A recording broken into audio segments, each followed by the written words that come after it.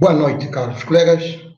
Estamos aqui na nova aula para podermos tratar sobre a matéria de Sociologia e Antropologia Jurídica. Devemos começar primeiro por recordar o conceito de antropologia, que é o estudo do homem ontem, hoje e amanhã. O anthropos e o logos logoi. Hoje vamos falar sobre as principais escolas antropológicas ao longo do curso de antropologia. Para entendermos o estudo da antropologia jurídica, releva-se aqui a sistematização de determinadas escolas científicas que foram desenvolvidas no século XIX. A escola evolucionista, a escola funcionalista, a escola estruturalista e a escola estruturalista marxista. Cada escola detém os seus grandes expoentes, detém os seus pensadores, detém aqueles que levaram a bandeira de cada escola, aqueles que levaram o estudo do homem a um certo nível, qualificando a sua escola. A base de toda civilização moderna é a sedentarização, a fixação do homem num determinado espaço, num determinado território, num determinado lugar. E o grupo humano, que se estabeleceu em determinado território, desenvolveu gostos pela dominação e pelo poder. Abandonou a magia para se submeter à religião e ao Estado. A primeira escola é a escola evolucionista. A escola desenvolvida por Lewis Henry Morgan, um americano, com a sua obra Sociedade Primitiva, onde estuda os povos do norte dos Estados Unidos, os chamados iroqueses. Segundo essa escola, e aqui uma perspectiva que parte de que há 150 mil anos, em algum lugar da África, surge o Homo sapiens, que é o descendente comum de todos aqueles que se foram espalhando pelo mundo inteiro. Que é aí onde, há 10 mil anos, termina o curso com o atravessar o Mar Vermelho, que é aqui onde se revela DNA mitocôndrio, que é a herança feminina comum a todas as linhagens raciais. Há uma herança feminina comum, que é distribuída por todos os continentes. E é a partir daí que se espalharam ao longo de milhões de anos por toda a face da Terra. Daí que o homem, geralmente o homem sábio, o homem cultor de sabedoria, o homem de cultura, é um africano, é do qual descende a raiz humana. É daqui onde se desembocam todas as outras realidades. Estamos a querer dizer de que, com esta perspectiva, estamos a querer que a primeira civilização é uma civilização africana, que é neste lugar onde nasce a origem, o desenvolvimento e o ser do homem. Por isso ele diz, hoje disse que a África é o berço da humanidade. E nessas realidades históricas, também não nos vamos esquecer de que há 12 mil anos atrás, 12 mil anos, há apenas 12 mil anos, há apenas 50 mil anos, há 50 mil anos, concretamente no Parque de Capivara, no Piauí, encontrou-se os vestígios da existência dos grupos humanos na América do Sul. É necessário que se visite esse parque. É importante nós conhecermos essa história, porque alguns defendiam de que só apenas há 12 mil anos é que se encontraram vestígios humanos, que não é verdade. O Colombo não foi o primeiro a chegar à América. A América já era habitada por aqueles que descenderam de Homo sapiens. Porque até os 50 mil anos deta por terra essa perspectiva, esta visão de que só com Colombo, com outros, é que conseguiram sulcar o continente americano do sul. Não é verdade. Não é verdade. A verdade é que antes disso já existiam homens, já existiam riquezas intelectuais, já existiam culturas de povos nessa realidade. E é assim que surge essa primeira escola moderna, a escola evolucionista, que trata de evoluções. Depois dessa questão do movimento mercantilista, imperialista, renascentista dos países europeus ter forjado, havia necessidade de compreender e organizar o sistema liberal burguês. E o caos promovido pelo capitalismo devia ser repensado. E é aí onde as ciências são tomadas. E dentre elas a antropologia volta-se ao estudo das comunidades exóticas e selvagens encontradas nos territórios colonizados.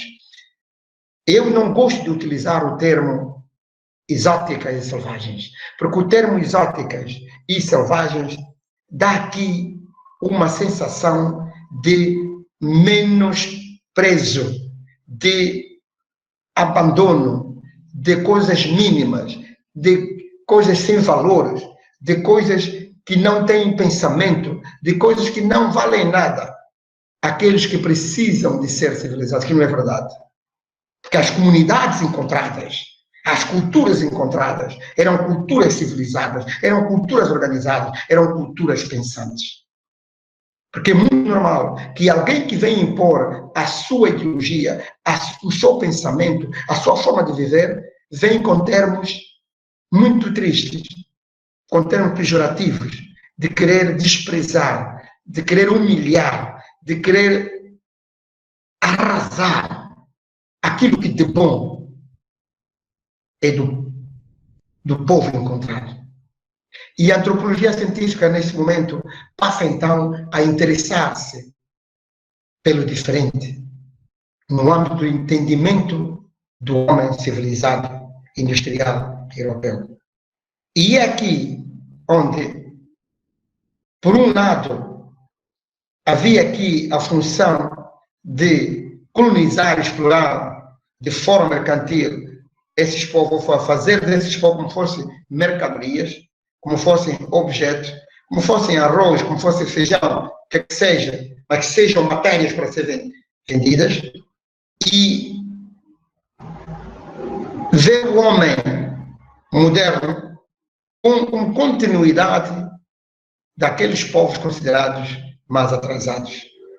No mundo, no meu modesto entender, não há povos atrasados nem mais atrasados. Existem culturas e essas culturas estão em fases próprias. Cada cultura cresce segundo a sua medida e segundo o seu dinamismo. As ciências do século XIX ficaram todas voltadas para a tarefa da reorganização sociopolítica desse país capitalista. É aí que a antropologia não escapa a esta visão.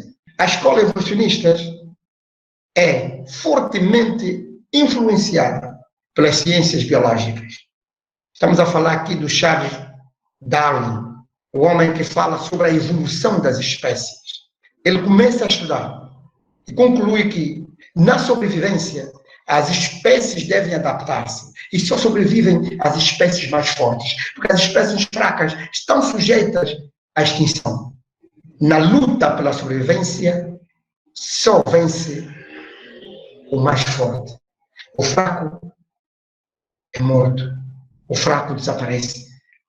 Na luta da evolução das espécies, da sobrevivência e da adaptação dos climas que sejam e do meio ambiente e das alterações climáticas que possam encontrar, nessa luta da sobrevivência, só prevalece as espécies mais fortes.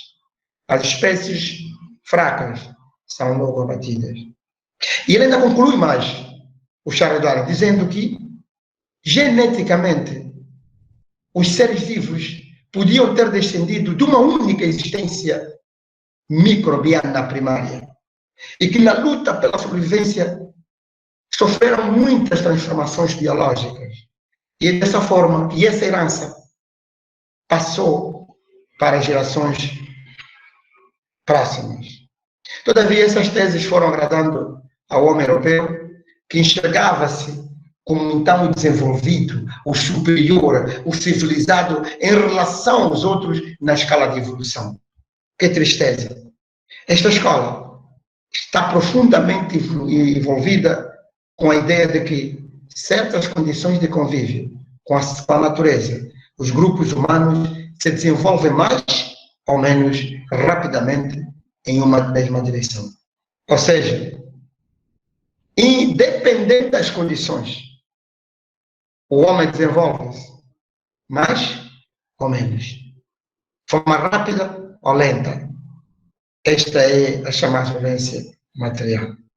A escola funcionalista, que trata das funções, das instituições socioculturais de um grupo humano, essa escola é defendida, é desenvolvida por Bronislaw Malinowski, um polonês, e Radcliffe Brown, um inglês. O Bronislaw, na sua obra Vida Sexual dos Selvagens, onde faz um estudo dos aborígenes da Melanésia, que é na Nova Guiné, Pacífico, e a obra de Radcliffe, que fala sobre a estrutura e função das sociedades primitivas, que estuda os aborígenes da Austrália, da África, também do Pacífico, tratam aqui de uma situação muito real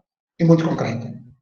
A diferença não é sinônimo de inferioridade, nem de atraso tecnológico. Os funcionalistas, os defensores desta escola, chegaram a uma tese muito evidente, científica, de que a diferença não é inferioridade, nem atraso tecnológico. É preciso estudar o diferente para poder compreender aquele que estuda o diferente. Porque estudando com mais profundidade estas comunidades, podemos chegar à sua organização social. Mesmo sendo simples, tem uma lição para nos dar, enquanto nós tivermos uma organização social complexa, porque o próprio termo primário, para designar grupos humanos que não apresentam nível de tecnologias, pode ser impreciso. Os ocidentais foram usando termos pejorativos, termos ruins, para conotar os grupos humanos encontrados, como forma de poder dominá-los, explorá-los e levá-los a ser como eles. Ou seja, é uma forma de arrancá-los da sua identidade para tomar uma outra identidade. E a renúncia da sua identidade é a renúncia da sua natureza humana. A escola funcionalista desenvolveu a seguinte teoria: a determinação da funcionalidade de certas instituições sociais sobre as opções de produção material de sobrevivência. Ou seja, as funções das instituições sociais. Estamos a falar das instituições dentro do grupo humano, dessas funções das instituições socioculturais, vão levar-nos a opções de produção material de sobrevivência. São formas de existência cultural. É aí de que concluímos de que essa escola defende a predominância da cultura sobre a economia e a política. Porque a cultura é que faz a economia. A cultura é que faz a política. A cultura é dela onde nasce as opções de produção material e onde nasce a organização político-social. O mérito do funcionalismo antropológico é a relação biológica de parentesco. A relação biológica de parentesco. E Brown diz que o desenvolvimento dos grupos humanos está fundamentado por valores. Constitui uma cultura própria e diversificada. Essas funções de instituições socioculturais, estamos a falar da família, do parentesco, estamos a falar da irmandade, estamos a falar da religiosidade, estamos a falar da forma de como nós produzimos. Mas essa relação biológica faz com que os grupos humanos se desenvolvam segundo os seus valores que constituem a sua cultura. E essa cultura é única e diversificada. Que maravilha! A partir das funções e das instituições culturais, é que os grupos humanos vão desenvolver suas estratégias de vida e solvência material. É a partir das bases culturais que os grupos humanos desenvolvem as suas culturas, desenvolvem a sua sobrevivência material. Por isso é que há várias formas de luta e desenvolvimento pela sobrevivência. Surge uma crítica a essa escola funcionalista pelo fato de privilegiar as funções das instituições socioculturais de forma idealista e não prática, e preponderância desse subsistema de parentesco, religião e economia. Não se pode partir do imaginário valorativo de uma comunidade sem que se entenda qual a relação desse imaginário com as contradições internas da comunidade, seja em relação à natureza ou aos outros homens. É necessário que, independentemente de o valor de uma comunidade deve estar ao serviço da relação com as contradições internas dessa comunidade. Ou seja, a comunidade tem os seus valores e esta comunidade deve estar em sintonia com a relação intra-humanos, com a relação intranatural. O homem deve relacionar-se com a natureza. E aqui, a evolução humana, na visão funcionalista, parecia ter apenas sua explicação para contingências e acidentes exteriores. Pois no seu interior, as comunidades pareciam harmoniosas, incapazes de cometerem algum delito ou punições cabíveis, algum prejuízo. A escola estruturalista é aquela desenvolvida por Claude Lévi-Strauss, um belga, na sua obra de Estruturas Elementares do Parentesco. Quando ele faz um estudo comparativo dos povos da Ásia, da Oceania e África. A escola estruturalista tem como mérito o reformular da visão desenvolvimento linear sociobiológico da escola evolucionista. A sua maior contribuição está na maneira de olhar o desenvolvimento social humano, de que o desenvolvimento social humano não está obrigado a seguir uma única direção, mas é passível ser atingido por via de direções diferentes. As classificações de selvagem e primitivo deixaram de ter a conotação ideológica que tinham e política que levava à dominação e exploração. E até porque muitos usaram a igreja, o evangelho, para poderem colocar as suas ideias dominadoras, exploradoras, a certas culturas. E essas culturas tinham a sua religiosidade, tinham a sua forma de religar-se com o ser superior.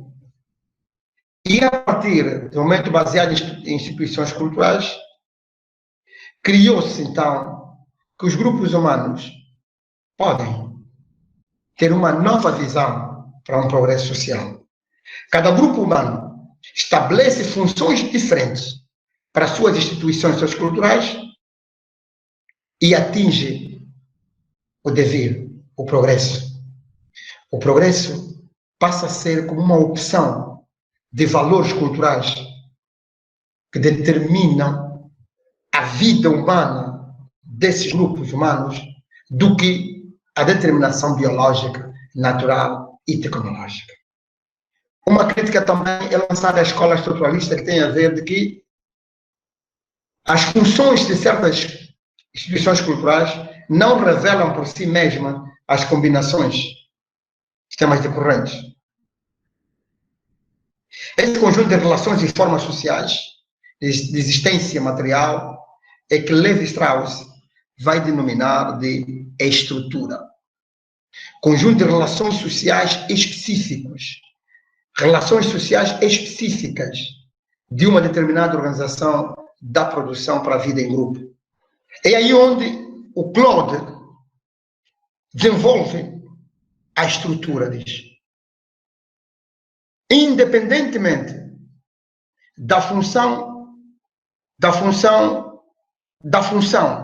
e da evolução, é preciso que haja uma estrutura. É preciso que essas funções culturais sejam estruturadas nas suas instituições. E essa estrutura, essas relações sociais estruturadas, desenvolvem uma organização de produção e a vida em grupo. Por isso é que uma estrutura não é imediatamente visível, observável, palpável. Ela está submersa no substrato da vida real. O que faz viver o homem é que faz viver o grupo humano, a sua estrutura. Por isso é que a verdadeira relação do parentesco, da religiosidade, da produção material, está baseada numa estrutura. Está estruturada em uma ordem mental coletiva. Um sistema de elementos que abrange toda a coletividade. A verdadeira relação está numa ordenação mental coletiva. Pais, filhos, netos, eles todos têm uma ordenação mental coletiva. Um sistema de elementos que abrange toda a coletividade.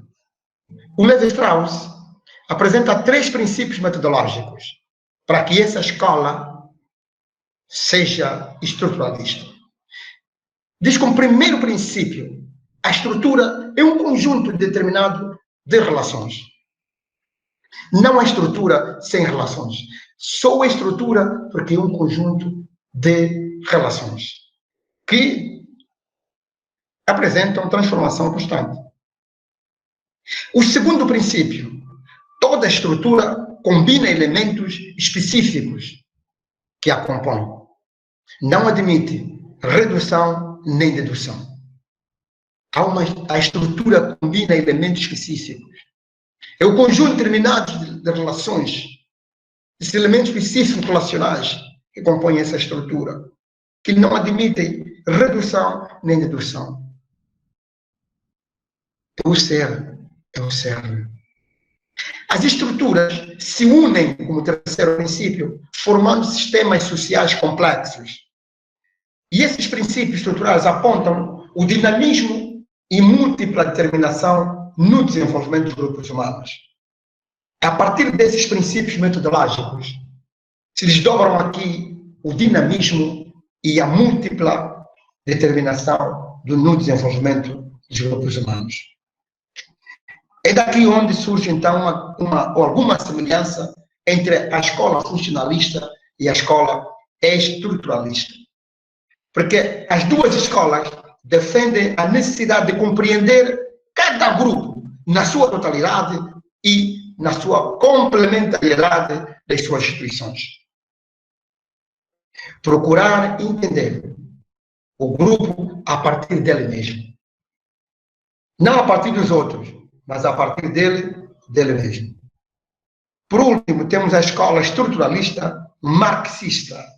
Essa escola teve como grandes expoentes, para além de Maurice Gautier, teve também o Karl Marx, Friedrich Engels e tantos outros, que estiveram nessa escola, que desenvolveram a estrutura social apenas como princípio basilar da existência de uma sociedade. As relações reais e concretas de produção e sua derivação para todas as demais relações sociais.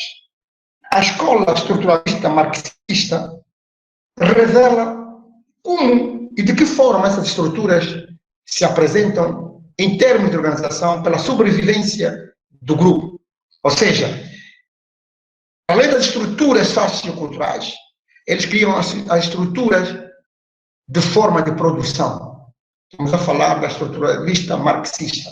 Nas relações sociais, o fundamental são as formas de produção para a sobrevivência dessas relações sociais. Daí que as demais concepções, as superestruturas, religião, cultura e política, lhes são imanentes, são partes inerentes dessa realidade. O Gaultier, na sua obra A Produção dos Grandes Homens, Poder e Dominação Masculina em Baruia, da Nova Guiné, estudo do povo Baruia, na Nova Guiné.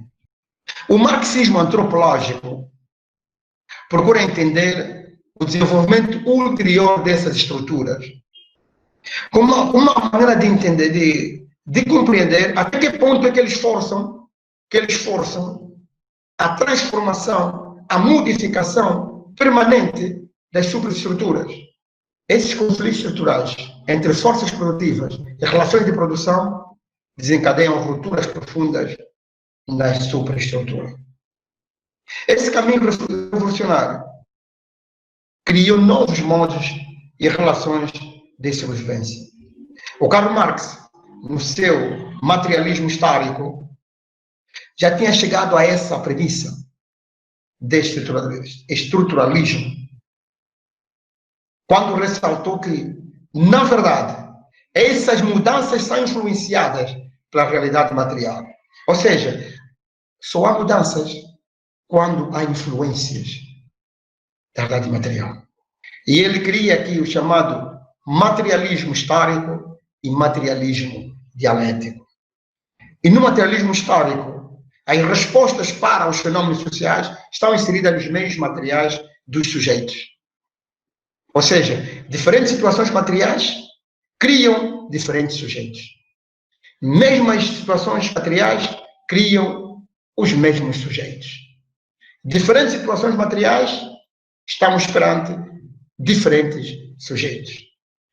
O materialismo dialético, a natureza, a história das relações econômicas, a lógica imanente.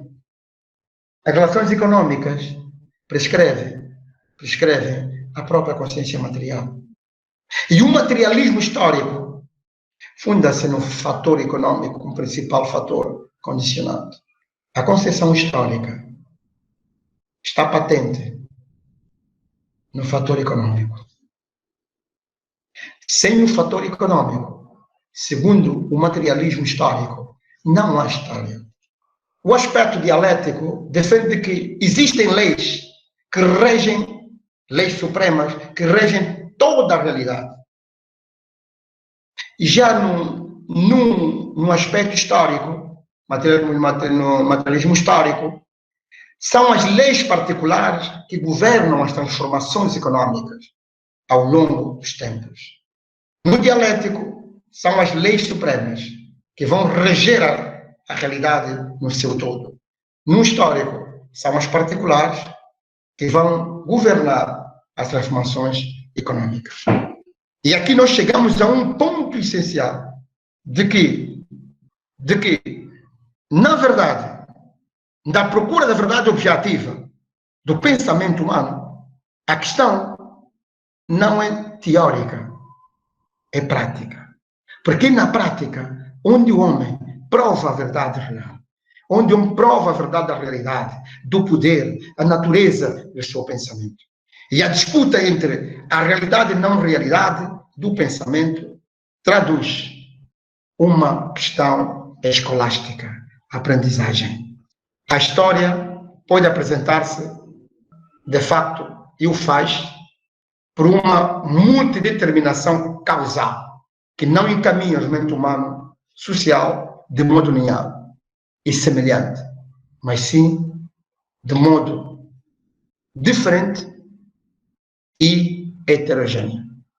Podemos encarar ainda hoje, em alguns povos e algumas comunidades, as chamadas primitivas ou primárias, que se modificaram quanto ao seu aspecto econômico, sem necessariamente ter revolucionado a sua cultura, as suas normas de convivência e o seu misticismo. Ou seja, o aspecto econômico, a modificação do aspecto econômico, a transformação do aspecto econômico de uma comunidade não depende da transformação, da revolução cultural, da revolução jurídica e da revolução mística. Por isso é que podemos definir, podemos descrever a nossa sociedade, se é verdade, se for verdade, como sucessão de modos produtivos por uma revolução tecnológica constante das estruturas produtivas que derivam em relações sociais e políticas crescentes e complexas. Por isso, tanto uma ou outra, desenvolvida ou não desenvolvida, como eles chamam, aqui, subjacentes à realidade cultural, política e religiosa. Todas estas superestruturas, todas estas estruturas estão imanentes numa suprema estrutura, que é a cultura, que é a realidade do grupo humano. Aqui nós temos a leitura complementar, aguardo as vossas inquietações, as vossas perguntas e as vossas dúvidas, para nós podermos então vermos até o feedback das nossas aulas, de como estão a ser ministradas e como devemos caminhar. Muito obrigado, até a próxima aula.